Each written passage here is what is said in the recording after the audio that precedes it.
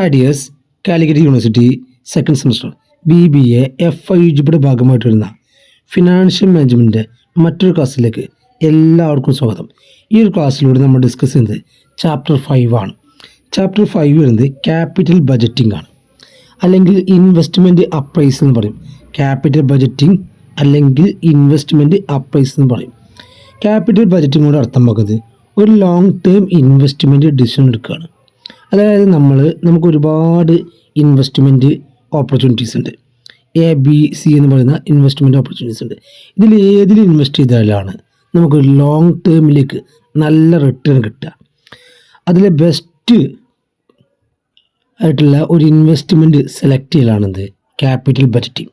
കൃത്യമായിട്ടുള്ള മീനിങ് നോക്കാം. Capital budgeting refers to the process of planning, evaluating and selecting long term investment project. അപ്പോൾ ഒരു long term investment project നമ്മൾ എന്ത് ചെയ്യുന്നു? ആദ്യം പ്ലാൻ ചെയ്യുന്നു, ദെൻ അത് ഇവാലുവേറ്റ് ചെയ്യുന്നു, ദെൻ സെലക്ട് ചെയ്യുന്നു. Whose benefit are expected to the extend beyond 1 year. അതിൻ്റെ ബെനഫിറ്റ് എന്തായിരിക്കും നമുക്ക് ലഭിക്കുക? ഒരു വർഷത്തിന് ശേഷമായിരിക്കും. അപ്പോൾ ഒരു ലോങ് ടേമിലേക്കുള്ള ഒരു ഇൻവെസ്റ്റ്മെൻറ്റ് ഡിസിഷൻസ് എടുക്കുന്നതിനാണ് ക്യാപിറ്റൽ ബജറ്റിംഗ് എന്ന് പറയുന്നത്. These investment generally involve large amount of fund. ഇതിലെന്തുണ്ടായിരിക്കും? വലിയ ഫണ്ടായിരിക്കും. And long term impact on profitability and growth of the firm. അല്ലാതെ നമുക്ക് ലോങ് ടേമിലേക്കാണ് എന്ത് കിട്ടുക? അതിൻ്റെ ഇമ്പാക്റ്റ് കിട്ടുക. ഇപ്പോൾ സപ്പോസ് നമ്മളുടെ മുമ്പിൽ ഒരു 3 ഇൻവെസ്റ്റ്മെൻറ്റ് ഓപ്പർച്യൂണിറ്റീസ് ഉണ്ട് അല്ലേ? Aയിൽ ഇൻവെസ്റ്റ് ചെയ്ത് കഴിഞ്ഞാൽ നമുക്ക് ഇത്ര എമൗണ്ട് കിട്ടും, ഇത്ര വർഷം കഴിഞ്ഞാൽ ഇത്ര എമൗണ്ട് കിട്ടും. Bയിൽ ഇൻവെസ്റ്റ് ചെയ്ത് കഴിഞ്ഞാൽ ഇപ്പോൾ Aയിൽ ഒരു 5 കൊല്ലത്തിന് നമ്മൾ ഇൻവെസ്റ്റ് ചെയ്താൽ 1 ലക്ഷം റിട്ടേൺ കിട്ടും കൂട്ടാം. Bയിൽ ഇൻവെസ്റ്റ് ചെയ്യുകയാണെങ്കിൽ നമുക്ക് ഒരു 2 ലക്ഷം കിട്ടും കൂട്ടുക അല്ലേ? നമ്മൾ ഇൻവെസ്റ്റ് ചെയ്യുന്നത് എമൗണ്ടൊക്കെ നോക്കണം. ഏതിലാണോ ഏറ്റവും കൂടുതൽ റിട്ടേൺഡ് ബേസിൽ അത് നമ്മൾ എന്ത് ചെയ്യുന്നു? ഒരു പ്രൊജക്റ്റ് സെലക്ട് ചെയ്യുന്നു. അങ്ങനെ ലോങ് ടേമിലേക്കുള്ള ഒരു ഇൻവെസ്റ്റ്മെൻറ്റ് ഡിസിഷൻ എടുക്കുന്നതിനാണ് ക്യാപിറ്റൽ ബജറ്റിംഗ് എന്ന് പറയുന്നത്. നെക്സ്റ്റ് നമ്മൾ നോക്കാൻ പോകുന്നത് ഫീച്ചേഴ്സാണ്. അപ്പോൾ ഈ ഫീച്ചേഴ്സ് കൃത്യമായിട്ട് പഠിച്ചു കഴിഞ്ഞാൽ ക്യാപിറ്റൽ ബജറ്റിങ്ങിനെ കുറിച്ച് ഡീറ്റെയിൽഡ് ആയിട്ട് നിങ്ങൾക്ക് എഴുതാൻ കഴിയും. ഏറ്റവും major features long term investment ഡിസിഷനാണ്. നമ്മൾ ലോങ് ടേമിലേക്ക് ഒരു ഇൻവെസ്റ്റ്മെൻറ്റ് ഡെസിഷൻ എടുക്കുന്നത് എന്ന് പറയുന്നത് ക്യാപിറ്റൽ ബജറ്റിംഗ് എന്ന് പറയുന്നത്. Large amount of fund involved. അവിടെ എന്ത് വേണം നമുക്ക് അല്ലേ? ഒരു huge amount, large amount of fund ആവശ്യമാണ്. ഇറിവേഴ്സിബിൾ ഡിസിഷനാണ്. നമ്മൾ ഒരട്ടം ഈ തീരുമാനം എടുത്തു കഴിഞ്ഞാൽ പിന്നെ നമുക്ക് റിക്കവർ ചെയ്യാൻ കഴിയില്ല. ഇല്ല, നമ്മൾ 3 ഓപ്പർച്യൂണിറ്റീസ് ഉണ്ട്, അതിലോരോ ഓപ്പർച്യൂണിറ്റി നമ്മൾ സെലക്ട് ചെയ്തു, പിന്നീട് എന്തെങ്കില്ല നമുക്ക് തിരിച്ചെടുക്കാൻ കഴിയില്ല. അതിനാണ് വന്നത് ഇറിവേഴ്സിബിൾ എന്ന് പറയുന്നത്. Next involve risk and uncertainty. നമ്മൾ ലോങ് ടേമിലേക്കാണ് ഇൻവെസ്റ്റ് ചെയ്യുന്നത് അല്ലേ? 5 വർഷമോ 10 വർഷമോ. അതുകൊണ്ട് എന്താണ് അത് റിസ്ക്കാണ്. ഇപ്പോൾ ഞാൻ ഒരു 10 ലക്ഷം ചിലവാക്കുകയാണ്. ആ 10 ലക്ഷം 5 വർഷത്തിന് ശേഷം റിട്ടേൺ കിട്ടാനാണ് ചിലവാക്കുന്നത്. അപ്പോൾ എന്തുണ്ട്? അവിടെ റിസ്ക്കും കൂടുതലാണ്, അൺസർട്ടനിറ്റിയും കൂടുതലാണ്. Affect long term profitability. Long term പ്രോഫിറ്റബിലിറ്റിനെ അഫക്റ്റ് ചെയ്തിട്ടുള്ളത് ക്യാപിറ്റൽ ബജറ്റിംഗ്. അപ്പോൾ ഓരോ ഫീച്ചേഴ്സും കൃത്യമായിട്ട് മനസ്സിലാക്കാം. നെക്സ്റ്റ് നമ്മൾ നോക്കാൻ പോകുന്നതാണ് rule and importance of capital budgeting. Capital ബജറ്റിൻ്റെ റോൾ ആൻഡ് ഇമ്പോർട്ടൻസ്. ഫസ്റ്റ് ആണ് ഹ്യൂജ് ഇൻവെസ്റ്റ്മെൻ്റ് ആണ് അല്ലേ? ലാർജ് എമൗണ്ട് ആണ്, ഹ്യൂജ് ഇൻവെസ്റ്റ്മെൻ്റ് ആണ്. ലോങ് ടേം ഇംപ്ലിക്കേഷൻ ആണ്. ഒരുപാട് കാലങ്ങൾക്കാണ് ചെയ്യുന്നത് നമ്മൾ ഇൻവെസ്റ്റ് ചെയ്യുന്നത്. മോർ ദാൻ 1 ഇയർ ആണ്. ഇറിവേഴ്സിബിൾ ഡിസിഷൻസ് ആണ്. ഒരട്ടം തീരുമാനം എടുത്തു കഴിഞ്ഞാൽ പിന്നീട് എന്തില്ല, അത് തിരിച്ചെടുക്കാൻ പറ്റില്ല. ഇത് റിസ്ക് കൂടുതലാണ്. ലോങ് ടേമിലേക്ക് ആയതുകൊണ്ട് തന്നെ റിസ്ക് കൂടുതലാണ്. ഗ്രോത്തിന് പോസിബിലിറ്റീസ് ഉണ്ട്, നല്ല രീതിയിലുള്ള ഭാവിയിൽ ഗ്രോത്തിന് പോസിബിലിറ്റി ഉണ്ട്. ഇമ്പാക്റ്റ് ഓൺ കോമ്പറ്റിറ്റീവ് സ്ട്രെങ്ത്ത്, അതായത് നമുക്ക് മാർക്കറ്റിൽ സ്ട്രെങ്ത്ത് കൂടാൻ സാധ്യതയുണ്ട്. ദെൻ മോസ്റ്റ് ഡിഫിക്കൽട്ട് ഡിസിഷൻസ്, ഏറ്റവും ബുദ്ധിമുട്ടാണ് അല്ലേ? നമുക്ക് നാളേക്ക് ഏതില്ലെങ്കിലൊക്കെ നമുക്ക് എന്ത് ചെയ്യാം, പെട്ടെന്നുള്ള കാര്യമാണ്, പെട്ടെന്ന് ഇൻവെസ്റ്റ് ചെയ്യാൻ റിട്ടേൺ കിട്ടും.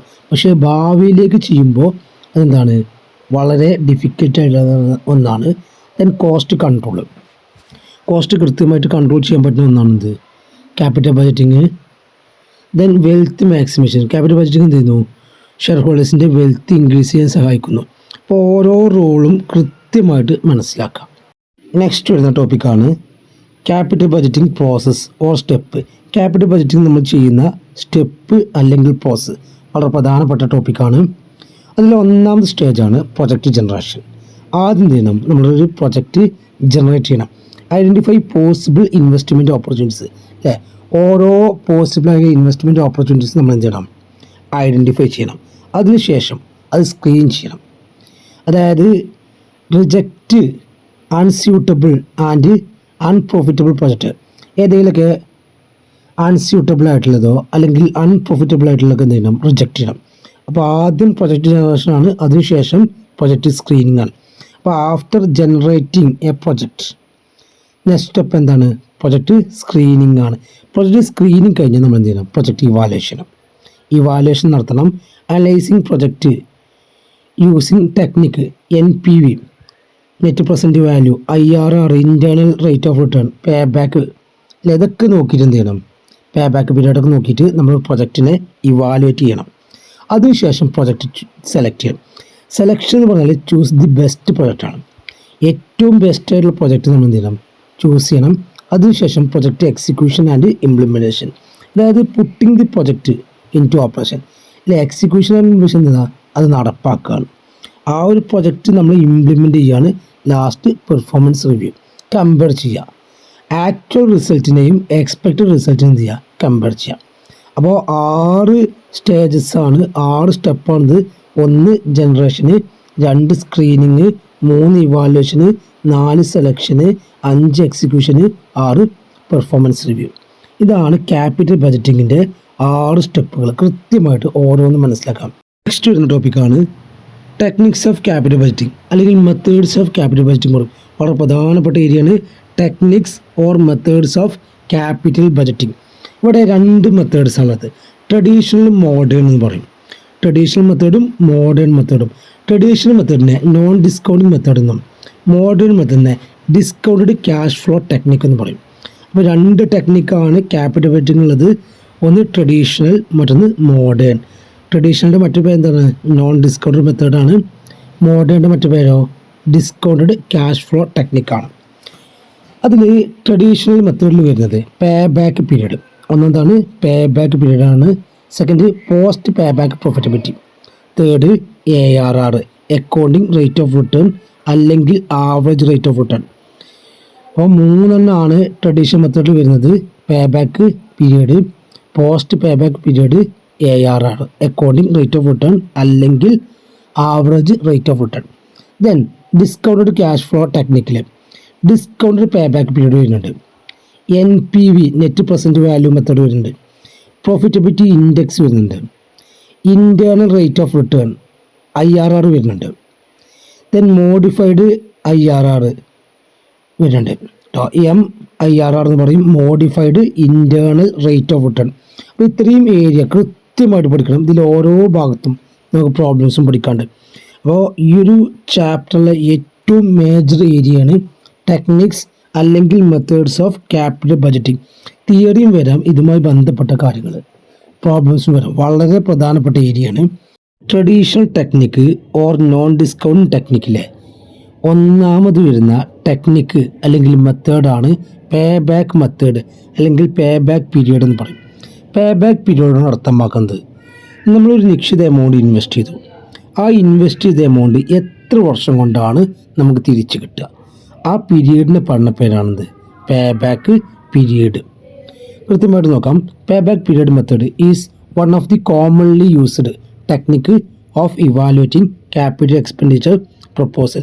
ഒരു ക്യാപിറ്റൽ എക്സ്പെൻഡിച്ചർ പ്രൊപ്പോസൽ ഇവാലുവേറ്റ് ചെയ്യാൻ വേണ്ടി ഏറ്റവും കോമൺ ആയിട്ട് ഉപയോഗിക്കുന്ന ഒരു മെത്തേഡാണിത് pay back period method. Pay back period method എന്താണ്, ഏറ്റവും കോമൺ ആയിട്ട് ക്യാപിറ്റൽ ഇൻവെസ്റ്റ്മെൻറ്റ് പ്രൊപ്പോസൽ ഇവാലുവേറ്റ് ചെയ്യാൻ വേണ്ടി ഉപയോഗിക്കുന്ന മെത്തേഡാണ്. Pay back period is the length of time, എന്താണ്, ഒരു കാലാവധിയാണ്. Or period required to recover initial investment. നമ്മൾ ഇൻവെസ്റ്റ് ചെയ്ത ഇനീഷ്യൽ ഇൻവെസ്റ്റ്മെൻറ്റ് റിക്കവർ ചെയ്യാൻ എടുക്കുന്ന ടൈം പീരീഡാണിത് പേ ബാക്ക് പീരീഡ്. ഇപ്പം ഞാൻ 5 ലക്ഷം രൂപയാണ് എന്ത് ചെയ്യുന്നത്, ഇൻവെസ്റ്റ് ചെയ്യുന്നത്. 5 ലക്ഷം രൂപ ഒരു 7 കൊല്ലത്തിനാണ് ഇൻവെസ്റ്റ് ചെയ്യുന്നത്. ഓരോ വർഷവും എനിക്ക് കിട്ടും 1,00,000 വെച്ച് റിട്ടേൺ കിട്ടും. അപ്പോൾ എത്ര കൊല്ലം കൊണ്ട് ആ ഇത് കിട്ടും? 5 ലക്ഷമാണ് ഓരോ വർഷം 1,00,000 വെച്ച് കിട്ടിക്കഴിഞ്ഞാൽ 5 വർഷം കൊണ്ട് എന്ത് ചെയ്യും? അത് റിക്കവർ ചെയ്യാൻ കഴിയും. ആ പീരീഡ് ഇപ്പോൾ 5 വർഷം ഉണ്ടല്ലോ, ആ 5 വർഷമാണത് pay back period. Pay back period also called pay out period എന്ന് പറയും, പേ ഓഫ് പീരീഡ് എന്ന് പറയും, റീപ്ലേസ്മെൻറ്റ് പീരീഡ് പറയും. അപ്പോൾ മറ്റു പേര് എന്തൊക്കെയാണ്? പേ out period, pay of period, replacement period. അപ്പോൾ നമ്മളൊരു ഇൻവെസ്റ്റ്മെൻറ്റ് നടത്തി ആ ഇൻവെസ്റ്റ്മെൻറ്റിൻ്റെ എമൗണ്ട് എത്ര കൊല്ലം കൊണ്ട്, നമ്മൾ ചിലവാക്കിയ എമൗണ്ട് എത്ര കൊല്ലം കൊണ്ട് തിരിച്ച് കിട്ടും, ആ ഒരു പീരീഡ് കണ്ടെത്തുന്നത് എന്ത് വന്ന് പേ ബാക്ക് മെത്തേഡ് എന്ന് പറയുന്നത്. നെക്സ്റ്റ് വരുന്ന ടോപ്പിക്കാണ് advantages of pay back period. പോയിന്റുകൾ ജസ്റ്റ് മനസ്സിലാക്കിയാൽ മതി. ഫസ്റ്റ് പോയിൻ്റാണ് simple and easy to understand. വളരെ എളുപ്പത്തിൽ മനസ്സിലാക്കുന്ന ഒരു മെത്തേഡാണിത് pay back method. Quick method of evaluation, വളരെ എളുപ്പത്തിൽ പെട്ടെന്ന് ഇവാലുവേറ്റ് ചെയ്യാൻ പറ്റുന്ന ഒന്നാണിത് pay back period. Liquidity emphasise ചെയ്യുന്ന ഒരു മെത്തേഡാണിത് pay back method. Then useful for short term project, ഏറ്റവും നല്ലത് ഷോർട്ട് ടേം പ്രൊജക്റ്റിനാണ് കൂടുതൽ useful. Reduces risk by focusing on fast return, risk കുറക്കും, റിട്ടേണിനെ ഫോക്കസ് ചെയ്തുകൊണ്ട് റിസ്ക് കുറക്കുന്ന ഒരു മെത്തേഡാണ്. Requires less data and calculations, കുറഞ്ഞ ഡാറ്റ മാത്രം ഇവിടെ ആവശ്യമാണ്. ടോപ്പിക്കാണ് disadvantages of pay back period. അല്ല, ഫസ്റ്റ് പോയിൻ്റാണ് difficult to understand and calculate ചെയ്യാൻ ബുദ്ധിമുട്ട് ഉള്ള ഒന്നാണത് പേ ബാക്ക് പീരീഡ്. നമ്മൾ ഡിസ്അഡ്വാൻറ്റേജസ് എഴുതുമ്പോൾ എഴുതുന്ന ഒരു കോമൺ പോയിൻ്റ് ആണെന്നുള്ളൂ, ആ പോയിൻ്റ് അങ്ങനെ തന്നെ മനസ്സിലാക്കാം. നെക്സ്റ്റ് ആണ് it does not consider time value of money. ഏതൊരു നോൺ ഡിസ്കൗണ്ട് ടെക്നിക്കിൻ്റെയും ഏറ്റവും പ്രധാനപ്പെട്ട ലിമിറ്റേഷൻ പറഞ്ഞത് എന്താണ്? അത് time value of money consider ചെയ്യില്ല എന്നതാണ്. Next depend on accuracy of cash flow forecast. Cash flow ഫോർകാസ്റ്റിൻ്റെ അക്യുറസിൻ്റെ ബേസിലാണിത് പേ ബാക്ക് പീരീഡ് നമ്മൾ ചെയ്യുന്നത്. ക്യാഷ് ഫ്ലോ ഫോർകാസ്റ്റ് തെറ്റിക്കഴിഞ്ഞാൽ എന്തും തെറ്റും, പേ ബാക്ക് പീരീഡും തെറ്റും. Not suitable for comparing project of different size. വ്യത്യസ്ത സൈസ് ആയിട്ടുള്ള പ്രൊജക്റ്റ് ആണെങ്കിൽ കമ്പയർ ചെയ്യാൻ ബുദ്ധിമുട്ടാണ്. ടൈം കൺസ്യൂമിങ് മെത്തേഡാണ്, നമുക്ക് സമയം ഒരുപാട് ചിലവാകുന്ന മെത്തേഡാണിത് pay back period. May not be practical for small firm. ഇത് ചെറിയ ഫേമുകൾക്ക് എന്തല്ല പ്രാക്ടിക്കലായിട്ടുള്ള ഒന്നല്ല എന്ത് പേ ബാക്ക് പീരീഡ് മെത്തേഡ്. അപ്പോൾ നമ്മൾ എന്താണ് പേ ബാക്ക് മെത്തേഡ് പറഞ്ഞു, അതിൻ്റെ അഡ്വാൻറ്റേജസ് പറഞ്ഞു, ഡിസ്അഡ്വാൻറ്റേജസ് പറഞ്ഞു. നെക്സ്റ്റ് നമ്മൾ നോക്കുന്നത് പേ ബാക്ക് പീരീഡ് മെത്തേഡുമായി ബന്ധപ്പെട്ട പ്രോബ്ലംസ് ആണ്. ഫസ്റ്റ് നമുക്ക് പേ ബാക്ക് പീരീഡ് കണ്ടെത്താനുള്ള ഫോർമുല നോക്കാം. 2 രീതിയിൽ ഇവിടെ അറിഞ്ഞിരിക്കണം. ഒന്ന്, when annual cash inflow are equal. Annual cash inflow equal അല്ലെങ്കിൽ കോൺസ്റ്റൻ്റ് ആകുമ്പോൾ എങ്ങനെയാണ് പേ ബാക്ക് പീരീഡ് കാണാം. മറ്റൊന്ന്, when cash inflow are unequal. Cash inflow unequal ആകുമ്പോൾ എങ്ങനെയാണ് പേ ബാക്ക് പീരീഡ് കാണാം. ക്യാഷ് ഇൻഫ്ലോ ഈക്വൽ ആണെങ്കിൽ വളരെ എളുപ്പമാണ്. Initial investment divide by annual cash inflow ചെയ്താൽ എന്ത് കിട്ടും? പേ ബാക്ക് പീരീഡ് കിട്ടും. നമുക്ക് നോക്കുമ്പോൾ തന്നെ മനസ്സിലാവും എത്ര വർഷം കൊണ്ടാണ് ആ എമൗണ്ട് ലഭിക്കുക. അപ്പോൾ ഇക്വേഷൻ എന്താണ്? Initial investment divide by annual cash inflow. Next ആണ് when annual cash inflow are unequal. Annual cash inflow unequal ആണെങ്കിൽ pay back period equal to years before recovery. അല്ലേ, എത്ര വർഷമാണ് ബിഫോർ റിക്കവറി ഉള്ളത് പ്ലസ് അൺറിക്കവേർഡ് എമൗണ്ട്, അതായത് balance amount divide by cash inflow in next year. Next ഇയറിൽ വരുന്ന cash inflow. ഇത് ഞാൻ പ്രോബ്ലം ചെയ്യുമ്പോൾ കൃത്യമായിട്ട് പറയാം. ഈ ഇക്വേഷൻ ഉപയോഗിക്കാതെ എന്ത് ചെയ്യുക, നമുക്കിതിൻ്റെ ആൻസർ കണ്ടെത്താം. അപ്പോൾ 2 രീതിയിലാണ് പേ ബാക്ക് പീരീഡ് കാണാനുള്ളത്. ഒന്ന് ക്യാഷ് ഇൻഫ്ലോ ഈക്വൽ ആകുമ്പോഴും മറ്റൊന്ന് ക്യാഷ് ഇൻഫ്ലോ അൺഈക്വൽ ആകുമ്പോഴും. ഒരു പ്രോബ്ലം നോക്കാം. A company is considering A project which requires an initial investment of rupees 1,50,000. The project is expected to generate equal annual cash inflow of rupees 30,000. ഇവിടെ പറയുന്നത് ഒരു firm അവർ ഇനീഷ്യലായിട്ട് invest ചെയ്തത് എത്രയാണ്? 1.5 ലക്ഷമാണ്, 1,50,000. ഓരോ വർഷം എക്സ്പെക്റ്റ് ചെയ്യുന്ന ക്യാഷ് ഇൻഫ്ലോ എന്ന് പറഞ്ഞാൽ 30,000. അപ്പോൾ ഓരോ വർഷം 30,000 കിട്ടുകയാണ്. എത്ര കൊല്ലം കൊണ്ടാണ് നമുക്ക് ഈ ഒരു 1,50,000 കിട്ടുക? അതാണ് ചോദ്യം. അത് വളരെ എളുപ്പത്തിൽ നിങ്ങൾക്ക് പല രീതിയിലും നമുക്ക് കണ്ടെത്താം. അപ്പോൾ ഇത് കണ്ടെത്താനുള്ള ഇക്വേഷൻ എന്താണ്? Initial investment divide by annual cash inflow. Initial investment എത്രയാണ്? 1,00,000. ആനുവൽ ക്യാഷ് ഇൻഫ്ലോ എത്രയാണ്? 30,000. അപ്പോൾ എന്ത് കിട്ടും? 5 years കിട്ടും. ആൻസർ 5 years കിട്ടും. അപ്പോൾ 5 വർഷം 30,000 കിട്ടിയെന്ന് 1,80,000. അതെങ്ങനെയും കണ്ടെത്താം അല്ലേ? 5 × 30,000 എന്തായി? 1,50,000. അപ്പോൾ വളരെ എളുപ്പമാണ്. അപ്പോൾ നമ്മൾ ഇൻവെസ്റ്റ് ചെയ്ത എമൗണ്ട് എത്ര കൊല്ലം കൊണ്ട് അത് തിരിച്ച് കിട്ടും, അതാണെന്ത് പേ ബാക്ക് പീരീഡ്. ആ കാലാവധി എത്ര കൊല്ലം കൊണ്ടാണ് നമുക്ക് കിട്ടുക, അതിനെ പറഞ്ഞ പേരാണ് പേ ബാക്ക് പീരീഡ്. ഇനി ആനുവൽ ക്യാഷ് ഇൻഫ്ലോ അൺഈക്വൽ ആകുമ്പോൾ ഇവിടെ എല്ലാ വർഷവും എന്താണ്? 30,000. അപ്പോൾ നേരിട്ട് എന്ത് ചെയ്താൽ മതി? Initial investment divide by annual cash inflow ചെയ്താൽ മതി. ഇനി നമുക്ക് കിട്ടുന്ന ഓരോ വർഷത്തെയും ഇൻഫ്ലോ ഡിഫറൻ്റ് ആകുമ്പോൾ എങ്ങനെയാണ് പേ ബാക്ക് പീരീഡ് കാണാം? വളരെ എളുപ്പമുള്ള ഏരിയ തന്നെയാണ്. When annual cash flow are unequal. ഒരു ചോദ്യമാണ്, ഈ കോസ്റ്റ് ഓഫ് പ്രൊജക്റ്റ്, അതായത് നമ്മൾ ഇൻവെസ്റ്റ് ചെയ്യുന്ന പ്രൊജക്റ്റ് എത്രയാണ്? 1,00,000. 1,00,000 രൂപയാണ് നമ്മൾ ഇൻവെസ്റ്റ് ചെയ്യുന്നത്. ക്യാഷ് ഇൻഫ്ലോ 5 വർഷത്തെ ക്യാഷ് ഇൻഫ്ലോ താഴെ നൽകിയിട്ട് ഫസ്റ്റ് വർഷം ക്യാഷ് ഇൻഫ്ലോ എത്രയാണ്? 10,000 ആണ്. രണ്ടാമത്തെ വർഷം 15,000 ആണ്. മൂന്നാമത്തെ വർഷം 25,000 ആണ്. നാലാമത്തെ വർഷം 30,000 ആണ്. അഞ്ചാമത്തെ വർഷം 30,000 ആണ്. അപ്പോൾ ഇങ്ങനെ കിട്ടിക്കഴിഞ്ഞാൽ എത്ര കൊല്ലം കൊണ്ടാണ് നമുക്ക് 1,00,000 എമൗണ്ട് ലഭിക്കാം? വളരെ എളുപ്പമുള്ള ഏരിയയാണ്. 1,00,000 കിട്ടാൻ എത്ര കൊല്ലം നമ്മൾ വെയിറ്റ് ചെയ്യണം? അപ്പോൾ ഇവിടെ നമ്മൾ എന്ത് ചെയ്തു? ആ ക്യാഷ് ഫ്ലോസ് ഇവിടെ കറക്റ്റ് ചെയ്ത് വെച്ചു. ഇനി നമ്മൾ ഇതിൻ്റെ കുമുലേറ്റീവ് ക്യാഷ് ഫ്ലോ ചെയ്യാം. കുമുലേറ്റീവ് ക്യാഷ് ഫ്ലോ എന്ന് പറഞ്ഞാൽ ഫസ്റ്റ് വർഷം തന്നെയാണ് 10,000 തന്നെയാണ്. അടുത്ത വർഷം 10,000 × 15,000 that is equal to 25,000. Then 25,000 × 25,000 that is equal to 50,000. ഇനി 50,000 × 30,000 ദാറ്റ് ഈസ് ഈക്വൽ ടു 80,000. അപ്പോൾ ഇവിടെ എത്രയായി? 80,000 ആയി. 4 വർഷം കഴിഞ്ഞപ്പോൾ എത്രയായി? 80,000 ആയി. ഇനി ഒരു വർഷത്തും കൂടി ഉണ്ട്. പക്ഷെ നമുക്ക് എത്ര മതി? ഇനി 20,000 മതി. ഇവിടെ എത്ര ഉണ്ട് അല്ലേ? ഇവിടെ 30,000 ഉണ്ട്. അപ്പോൾ ഇതെങ്ങനെയാണ് പേ ബാക്ക് പീരീഡ് നോക്കാം. അപ്പോൾ 4 വർഷം ഉണ്ട്. 4 വർഷം നമുക്ക് കിട്ടി അല്ലേ? ഇനി എത്രയാണ് ബാലൻസ്? അപ്പോൾ 4 വർഷം കഴിഞ്ഞപ്പോൾ എത്രയായി? 80,000 ആയി. അത് കൃത്യമായിട്ട് നോക്കുക. 4 വർഷം കഴിഞ്ഞപ്പോൾ 80,000 ആയി. ഇനി 20,000 കിട്ടുന്നത്. അപ്പോൾ 4 വർഷം എന്തായാലും കിട്ടി. 4 + 20,000 ഡിവൈഡഡ് ബൈ 30,000. ഈ 30,000 കിട്ടിയത് ഫൈനൽ റിക്കവറി ലാസ്റ്റ് വർഷം എത്രയാണോ അതാണ് ഇവിടെ ഇത്. അപ്പോൾ 4 + ബാലൻസ് എമൗണ്ട്. ബാലൻസ് എത്രയാണ്? 20,000 ഡിവൈഡ് ബൈ ഫൈനൽ റിക്കവറി 30,000 ആണ്. That is equal to 4 year + 0.66 എന്ന് കിട്ടും. അതായത് 4.66 ഇയേഴ്സ് എന്ന് കിട്ടും. അത് നമ്മൾ ഇയർക്ക് മന്തിലേക്ക് മാറ്റിയാൽ 0.66 മന്തിലേക്ക് മാറ്റിക്കഴിഞ്ഞാൽ എത്ര കിട്ടും?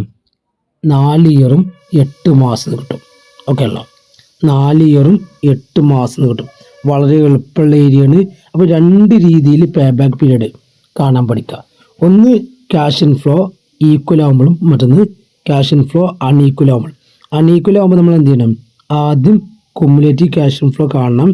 അതിനുശേഷം അല്ലേ എത്ര വർഷമാണ് ബാലൻസ് നോക്കണം. ഇവിടെ 4 വർഷം കഴിയുമ്പോഴാണ് കേട്ടോ. കൃത്യമായിട്ട് ശ്രദ്ധിക്കട്ടെ. ഈ 4 എങ്ങനെ കിട്ടുന്നതൊക്കെ കൃത്യമായിട്ട് നോക്കാം. 4 വർഷം എന്തായാലും ഉണ്ട്.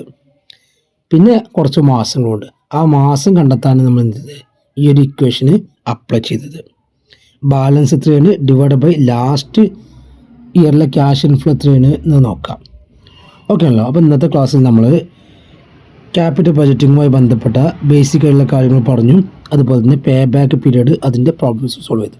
Okay, thank you.